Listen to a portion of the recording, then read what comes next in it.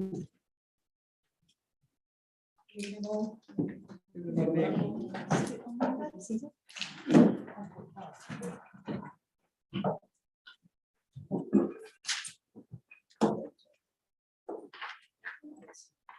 everybody, nice to see some faces in the audience tonight. Let's kick off with item 1 on the agenda, which is apologies for absence. Have you received any council? Apologies from David Overton, who only called me 5 minutes ago, and those councillor are the most interested in this, but he can't make it. It hasn't been too well, but it's on the minutes. So Super good to hear, thank you very much. And apologies from Kelly, thank you very much. Yeah, thank you, Gemma. You did tell me 10 minutes ago. I got a pigeon about a minute ago. And we also have apologies from Councillor Clark and Thank you very much. Item 2 on the agenda is declarations of interest. None. Okay, moving on, which is public participation. To receive any questions from the audience, just give your name and your address, and if you can, no longer than 3 minutes. So if anyone would like to say anything, Mr. Luckett, I think you'll hand forward. Thank you, Madam Mayor. Very much indeed. Jeff Luckett, Lime Court, speaking on behalf of the Henley Society, of course.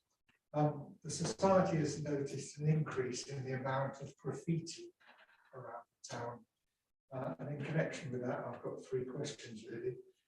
Do the council have a policy for cleaning it? Whose responsibility is it to clean it? And can society do anything to help in reducing this nuisance? As with the tourist season coming up, it'd be nice to get rid of it and present a decent face to our visitors. And the second point is, over a year ago, we made an offer to the council to trial or pay for the trial of 2 solar compactor bins. Things have gone a little bit quiet. Can we know what the status of that offer is, because it was debated here and accepted by you all. So perhaps we could have an update on exactly where we stand with that. The money's waiting to be spent. Direction to something else, but if you haven't got an appetite for carrying on with the trial, that's what we need to do. Thank you very much. I'll come to you, Stefan, in a moment. We will update you on the bins. First, with regards to the graffiti, absolutely, we're all well aware of this, and I know something is in hand with the council at the moment. I spoke to Nick recently. I don't know if you want to update. Yeah, certainly. Where there is graffiti on town council and property, then it certainly is most definitely our responsibility, and we will always clear it up as quickly as possible. And our parks team are very good at doing that. With graffiti on either highway furniture or beauty boxes or things like that.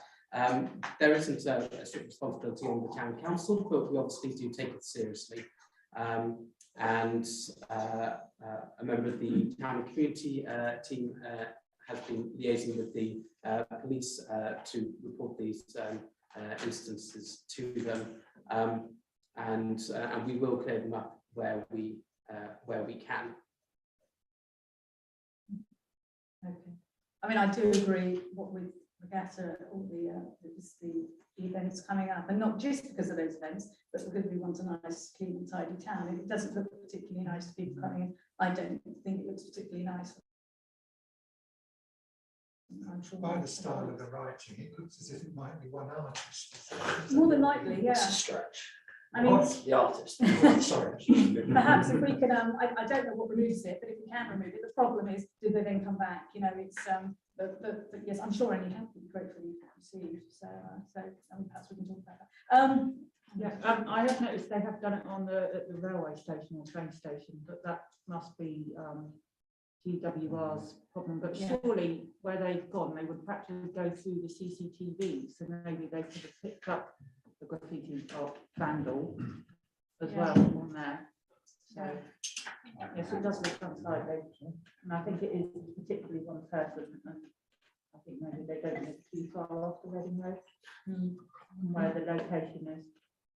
So, Thanks for that. Nancy Farmer. I was gonna say, it might be worth looking into the, it'd be bus stop known as GWR BT boxes, like the town clerk said. It might be worth looking into what the legal position, or if any of those parties are minded that if we did have volunteers who wish to, are they happy for us to help clean it off or not? If they were to actually say yes, then it might be worth, we could, see if there's any volunteers minded to do so, so that we can do it a little bit quicker. But if obviously they say no, If it's someone else's responsibility, we're quite happy to photograph them. Yeah. And report to them. I mean, I'll go out and help. I mean, I want to get rid of it. Yeah, it's awful. But, The point of order, John, this is a question and answer. We don't need to get into a debate shortly. no. Okay, thank you. Any other questions? Actually, no, before I stop, Yeah, I'd like to sorry. hand over to Sorry. Councillor Gavishak. Councillors, I think we've forgotten the protocol of standing. So anyway, if we could go back to that.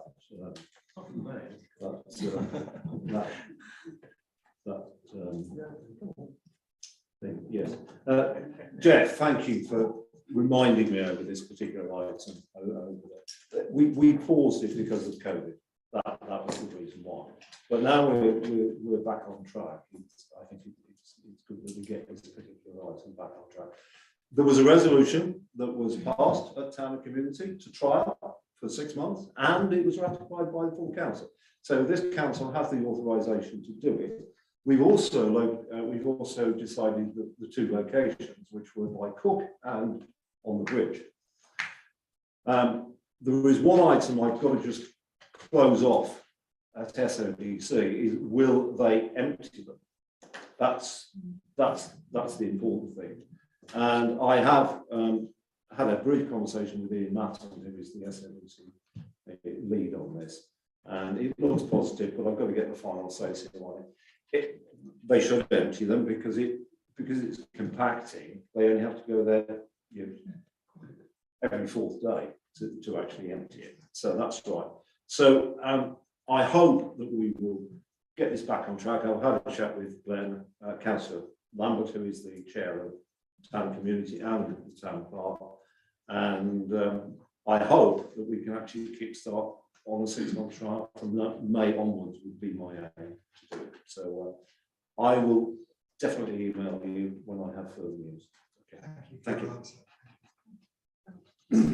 Barry and Nathan's Road. I also came here this evening to talk about graffiti, because when I raised the subject a couple of years ago, I pointed out that the advice was that if you don't tackle it first off, you get follow-ups. And that is exactly what's happening in this town. It's not just one person, there's now another design going on.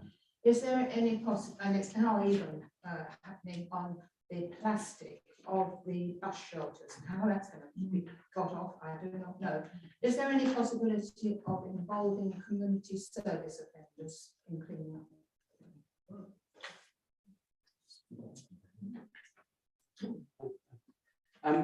I would guess that probably not.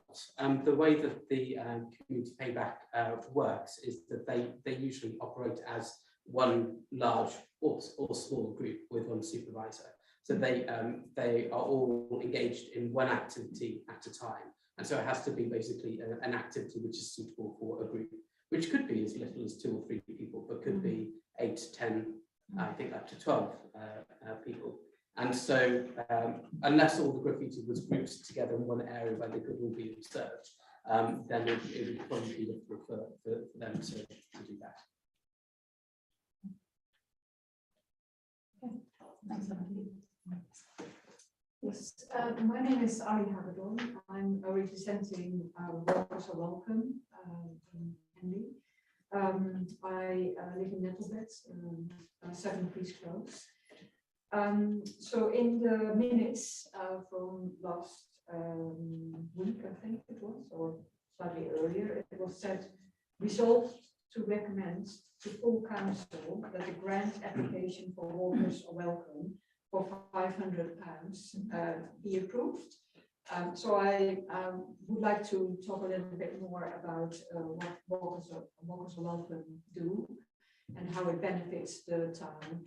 So we try to make things better for walkers by providing leaflets, for example, on what are the best walks around Henley, organizing various activities.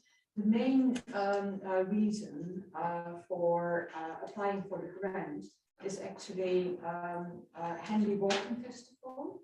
So the last couple of years we organized a walking festival actually twice a year, which was it was small, limited success. We really want to make it bigger and put Henley on the map as a walking town. Many cities, many towns in the UK organize walking festivals, and if you make it bigger, businesses really benefit. We need to make sure that visitors come into the town to visit the walking festival. Up till now, the walking festival has been part of a bigger Chiltern walking festival, and Henley has limited, you know, it's much bigger. Henley has not benefited that much. So it's really, really important that we make it the Henley Walking Festival rather than part of something bigger and put Henley on the map. And I really think that Henley has the potential. We live in one of the most beautiful areas around. We have both the Thames, we have the Chilterns. It is absolutely gorgeous for walking. And the first year where we organize it as a bigger festival, we need to build it up, right? So eventually, I think that the festival will be self-funding, but the first year of making it a bigger festival, we need funding, right, to get it going. Henley needs to become really on the map as the festival to go to, in the UK. So, so that is the main reason for applying for the grant. That's right. Thank you very much. Thank you. Is there any Sorry, that's all right. Somebody wants to say something? No. That's right. Sorry, I've come here to support Walkers Welcome and Ivy too, and so hardworking. My interest started from a trip back from London when we went up. And you know, sometimes when you come back on the train, you see the Time Out magazine next to you or Metro or something like that. I picked up the Time Out magazine, opened it up, 2-page spread on Marlow. And I thought, lovely, good on Marlow, they're doing something there. I was really interested, great article. Then I thought, well, everyone to Walkers and Welcome. That's one of the paragraphs that could be there, that we're a centre of excellence for walking. We were in the AONAB, we're in the outstanding area of natural beauty. We're connected by train, we're connected by river, bus, rail. So, you know, it's a very good location to be in. We have B&Bs, we've got hotels, we've got the relays, we've got the Hotel de Vin. People could come in for a weekend, not only go to the Kenton Theatre, but they could also go for a walk. We've actually met people on the Thames Path, walking the Thames Path, and they said, oh, we're up at Swiss Farm, and we just picked up a leaflet, and it says walk up the Thames Path. And it's just, I felt so proud at that moment that we could perhaps widen this out, help the businesses. We have members who give a small membership fee, they're called business partners. But for the past 2 years, we felt like we haven't been able to ask for any money because they've had such a struggle and these institutions have been closed. So we're, you know, we have nothing, no income coming in whatsoever.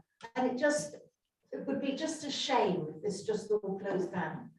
We don't think we could achieve it this year, but next year, 2023, we would really look forward to putting on, okay, it'll be a small festival, like Ali said at the beginning, but it'd be lovely if Henley could become a centre of excellence and have eco-walking and all sorts of things like that. So please consider the grant, and it would go a long way for us to keep buoyant. Thank you very much. Is there any, yes, Richard Guy, New Street. I'd like to talk actually about the Thameside moorings owned by Swan Estates. As you know, it extends across the Friday Street slipway, and there's a jetty out there.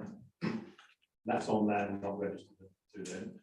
And on the other end, the north side, they've got a jetty out on land not registered to them on Singers Walk. SWDC planning says it's an operational development for more than 4 years, so they're not going to do anything about it. The Environment Agencies say they have no resources. I'm wondering if any town council have any plans to reclaim these two infringements onto publicly owned land.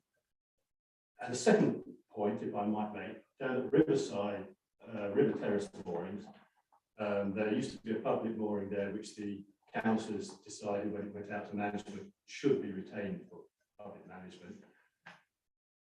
For reasons not known, Hobbs have managed to get hold of it and putting one of their hire boats on it. Would the council consider returning this to public management, bearing in mind that the nearest place to embark and disembark is now Mill Meadows, and that's going to cost you £10. So there's the fee.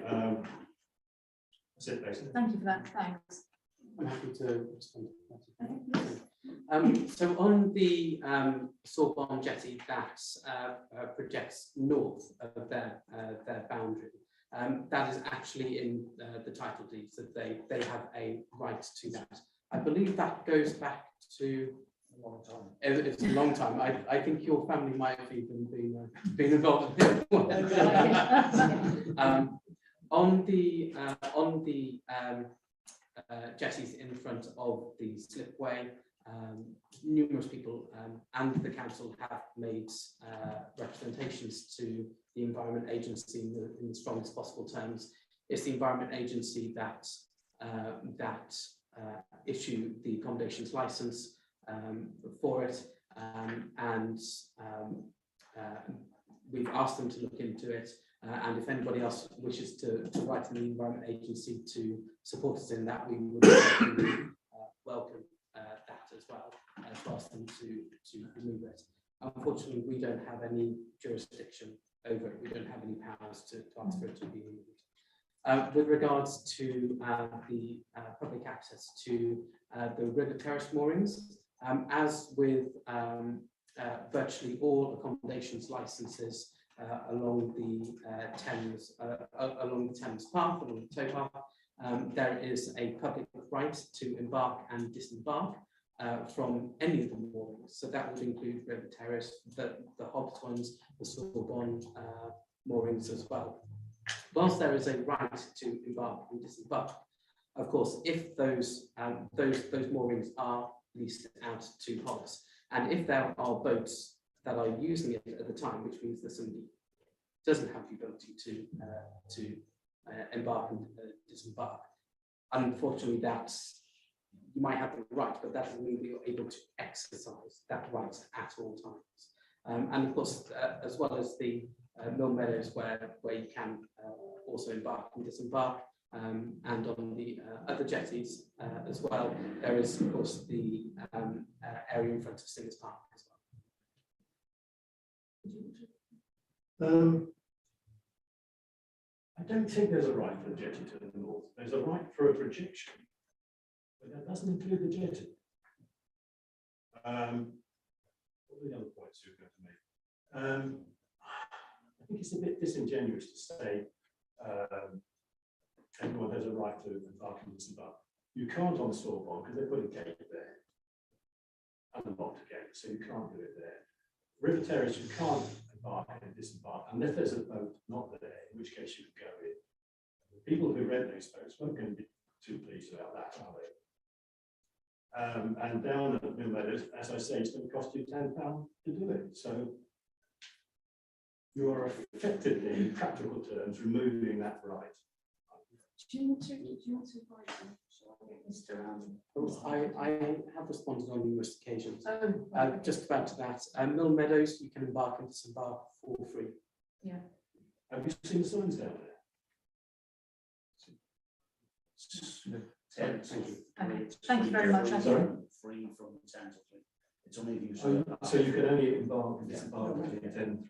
Okay, That's thank you what very I've much. done. Let's not have a discussion here. Thank you very much for that. Any other questions? I think that's all. Oh, Mr. Hamilton. Is this? Excellent. Thank you. Sorry. Yeah, I'm talking during public participation within the top point, 153 Grays Road. I just wanted to thank the town for the great admiration that this town has shown the people of Ukraine. And I'm going to start by thanking Dave Eggleton, who spent a good 3 days in the last 2 weeks collecting all types of things, nappies, bulletproof vests, clothing, fantastic things, and has managed to get them sent across to Poland and to the people there. It was a fantastic cooking event weekend in terms of the Ukraine. There's the Penny and Sinclair windows, fantastic. And also Braemont has given donations, the Anchor Pub has put a flag up, and Matron's has put a flag up. But more, I'd like to thank Ben Hargreaves, who's actually driven all the way to Ukraine to deliver some of this stuff. And he's done a fantastic job. And Ben is part of INA, which is a company that the town council uses in terms of some of the communications. Madam Mayor, I wrote to you on the 5th of March about the possibility of having a Ukraine flag on the town hall, and I know that you thought it was a good idea. I just wondered whether You got are not to the with only that. one that has requested that. I know Councillor Lambert had also requested that. Many of the councillors have, and it is in hand, I can assure you. The town clerk. Yes, the flag has been ordered. I'm not sure if it has arrived yet, but as soon as it has arrived and it can be put up, it will be. I believe there is a rather short supply Yeah. of Ukrainian flags Been at the around. moment, so, but it will definitely be. Thank you. Okay, moving on. Item 4 of the agenda is the minutes, to approve the minutes of the full council meeting held on 5th of February 2022. Councillor Hart, yeah, and a seconder. Okay, all in favour?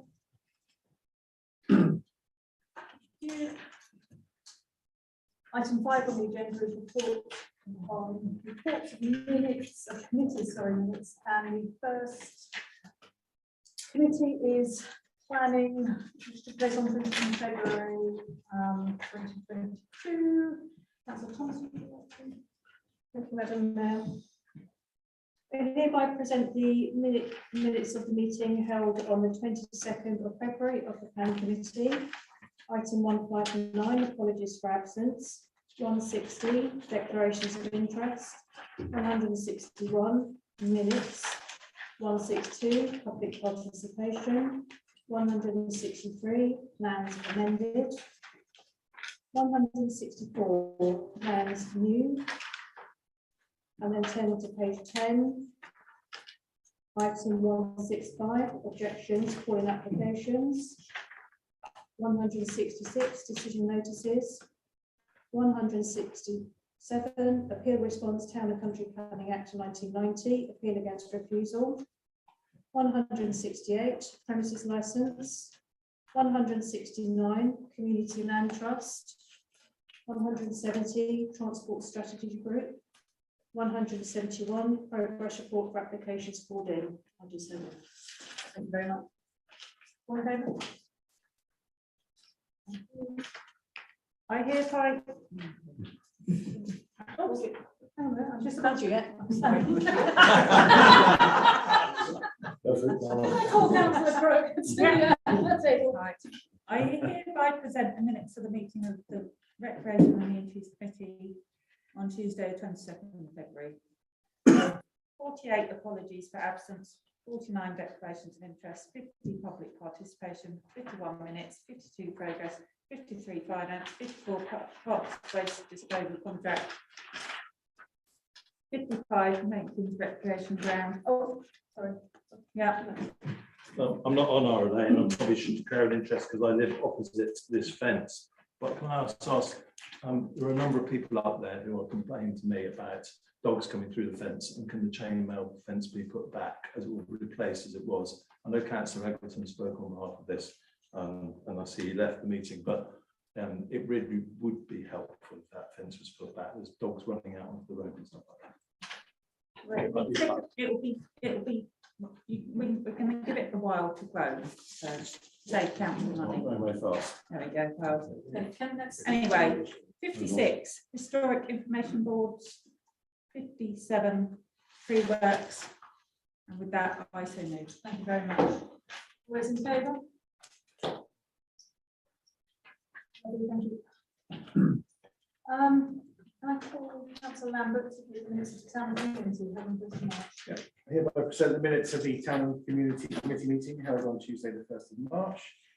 69, apologies for absence, 70, declarations of interest, 71, public participation, 72, minutes, 73, Town Centre Manager update, 74, Communications Manager update, 75, Finances 2021-22, 76, Queen's Platinum Jubilee, 77, Town Centre cleaning, 78, progress reports. That's it. Thank you very much.